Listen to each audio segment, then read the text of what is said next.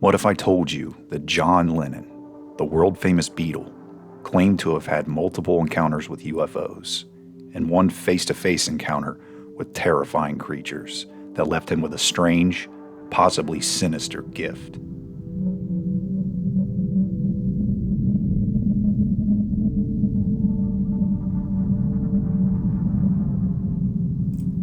What I'm about to tell you will probably sound unbelievable and fantastic, and we'll discuss the validity of these encounters. But first, here are the stories as we know them.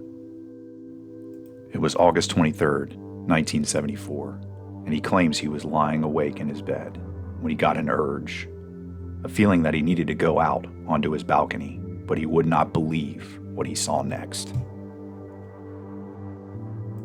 There, floating above the New York City skyline, was a huge circular object. And Lennon describes the rim of this craft being covered in white lights, and a huge, blinking red one on the top of it. Now, I have to mention that this was during John's lost weekend after a breakup with Yoko Ono. He went on a days-long binge of drugs and alcohol, but vehemently claims to have been completely sober during this sighting. And his new girlfriend was with him at the time and followed him out onto the balcony. And she even described the same details of seeing a craft with countless brilliant white lights. The encounter must have had a pretty profound effect on him, because he put a quote in his liner notes for his album Walls and Bridges, which said, "On the 23rd of August, 1974, at 9 o'clock, I saw a UFO." It's also worth mentioning that on the night that this happened, he also called police, but he was told by them that they had been receiving similar calls and reports about this object in the sky all night. Because of this, I think it's a little less likely that it was a dream or a drug-induced hallucination. This would not be the last experience that Lennon had with the unknown. In fact, this experience would pale in comparison to his next encounter. Uri Geller was a British musician and friend of Lennon's. He claims that years before, Lennon confided in him, told him a strange story about his encounter, and he had been keeping it secret for a very long time. The following is how Geller delivered John's surreal tale.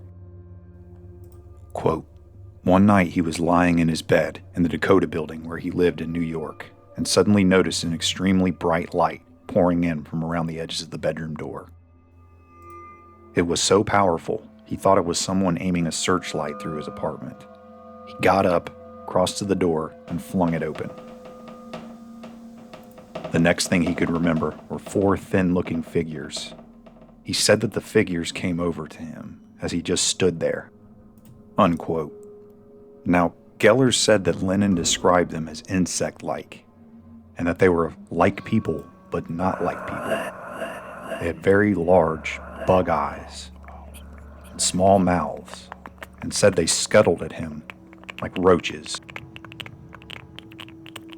He also got the impression that they were controlling him somehow with telepathy, but they were about to leave him with a gift. Geller goes on, quote, "2 of them held his hands, and the other 2 gently pushed his legs, and he was gently guided into this tunnel of light. He was shown all of his life, just like watching a movie. And he told me it was the most outstandingly beautiful thing he had ever seen." John recalled something being given to him.